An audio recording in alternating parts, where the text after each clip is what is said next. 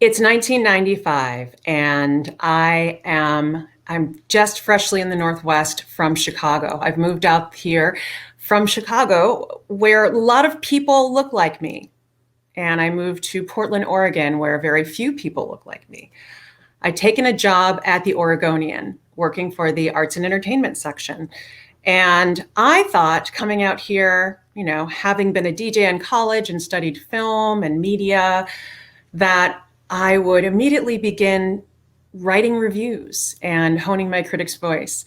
But I had to pay my dues. And so they put me on the family fun beat, which I found a little confusing because I really am not very close to my family. And all in all, we didn't have much fun together. But I also knew that I could report on anything. And really, it was a wonderful educational experience because I got to learn a lot about different all ages events. I reported on international puppet shows and music festivals and different cultural festivals.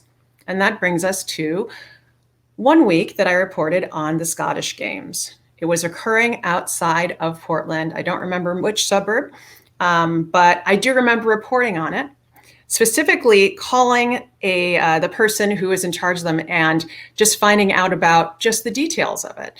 And for the sake of this story, I'm going to call him Connor McLeod of the Clan McLeod. And if you get that reference, bonus points for you. Anyway, so I'm on the phone with Connor and he tells me all about the Scottish Games, that there are competitions involving music and dancing, that there are athletic competitions of strength, and that there are all kinds of ways that people can find out about their family kilt, what different patterns mean, what their name comes from, things like that.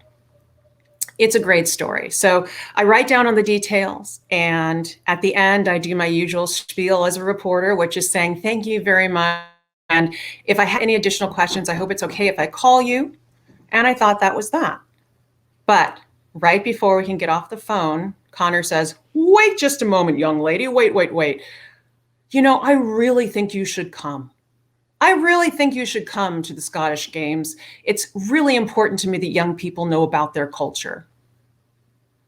And I said to myself, well, thank you very much, sir. I really appreciate your invitation, but I'm afraid I have plans this weekend. I was in my 20s, so I probably did have plans. But he was very insistent. He kept on saying, wait, like I said, I really think you could get a lot out of this. It's really important to me that you come. I mean, do you know anything about your culture? Again, we're on the phone. And I said to him, yes, sir, I do. I know plenty about my culture. But again, I really appreciate your generosity. Thank you so much. And again, if I have any questions, if you have anything to add, just give me a call. Well, just wait, just don't hang up yet. Honestly, just answer me this question. Do you know where your name comes from? Actually, I do. I actually know what McFarland means. It means son of Parlan. I know that our family motto is, the Scottish family motto is, this I'll defend. And in fact, the people who owned some of my ancestors knew those things too. But that's not how I got my family name. The way I got my family name, I found out from my aunt. And I remember very distinctly her saying to me in her brilliant, lovely Southern accent, Pleasant McFarland was an asshole. You see, Pleasant McFarland was my great-grandfather. And his father, well, that's an interesting story. You see, his father was married. He's a Scotsman who was married to a white woman who couldn't have any children. And that man also, presumably, raped several of the enslaved people that he owned. And one of them had a child, a boy, that was fair enough to pass. So for a little while, he raised this boy as his own. And that child, Pleasant McFarland, was probably none the wiser that he wasn't the natural son of this woman and this man until he became old enough that he could actually begin looking for a wife and courting other women. And of course, since they were in a very presumably small community, Everyone in the community knew what was going on, but let them get away with these shenanigans up to that point. So that Scotsman sat down with Pleasant McFarland and explained exactly who he was. Now imagine that you are having this conversation with your parents, and these people that your parents own, well, you just found out that one of them is actually your mother. These people you've been taught to disdain, to look at as lesser than. That did a mind trip, I'm sure, on Pleasant McFarland, and I'm sure of that because I know from my aunt that Pleasant McFarland, he married a Black woman, but he never called her by her name. He called her Mrs. McFarland, and he never directly addressed his children. He would say things like, Mrs. McFarland, tell your children to be quiet. Mrs. McFarland, tell your children to behave. Mrs. McFarland, can't you do anything right? Well, one of those children was Otho McFarland. That's my grandfather. And Otho had my father, obviously. And you can see things get passed down. That's where my family name comes from. But I can't say this to Connor McLeod of the Clan McLeod. This is a family fun story. So what I say instead is, yes, I do know where my family name comes from. And I really thank you. And if you would like to, please feel free to drop a couple of tickets in the mail, or that's fine. And if I can't make it, I'll make sure that one of my coworkers gets it. We will make sure that somebody comes to the festival. At this point in the week, it's a Monday. That's usually when the reporting happens. The section comes out on a Friday. And on that Friday, I've probably moved on to the next family fun story when my phone rings.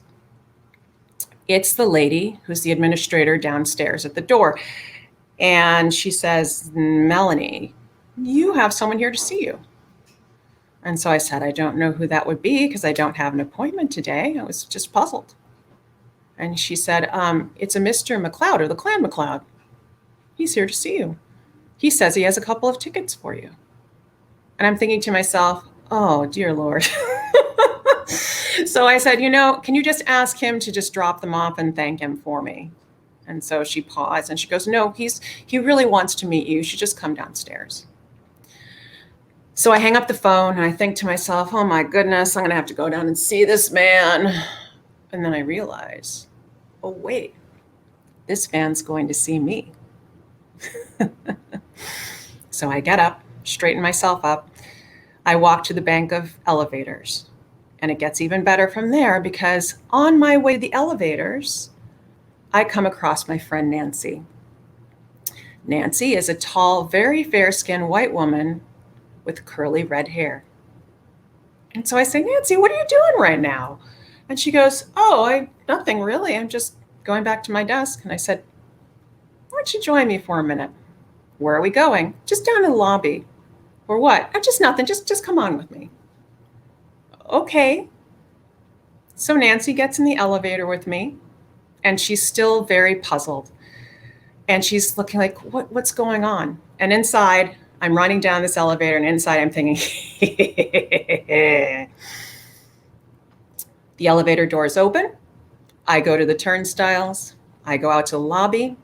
And it's even better than I could possibly imagine, even with this, because he showed up in his kilt, a tam o' shanter, the knee socks, the entire regalia. And he looks so, so happy. And so I walk up with Nancy beside me, and I know exactly what's going to happen.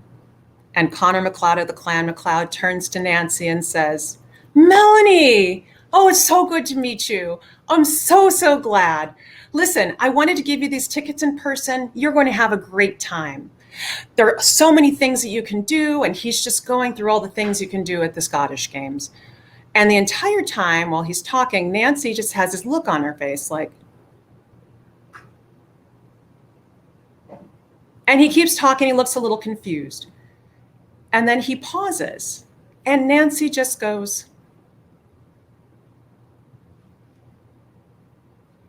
at me. And Connor turns and looks at me and gets a look on his face. And it's the only way I can describe it is, oh shit. It's just a look that just comes up for just a moment, but then it's gone. And he hands me the tickets and he says, well, thank you so much. I really hope you can come. Thank you so much for the story. Really appreciate it. And he walks out the door. And Nancy turns to me, and all she can say is, "Oh, you're so